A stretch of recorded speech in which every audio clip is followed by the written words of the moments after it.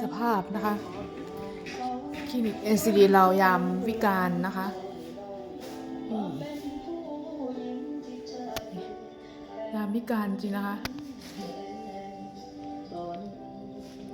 นี่ยามวิกาลตอนนี้ขณะนี้เวลากี่โมง2 ทุ่ม 17 นาทีนะคะเราจะอยู่ได้นานแค่ไหนข้างๆเราก็คือห้องแลบนะคะห้องแลบโอเคให้ดูบรรยากาศยามค่ำคืนนะคะนี่ข้างนอกนะคะนู่นข้างนอกถนน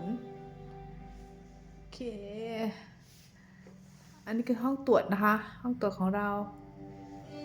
นี่ไม่มีใครแล้วณตอนนี้มีแต่ข้าเจ้ามาทำโอค่ะ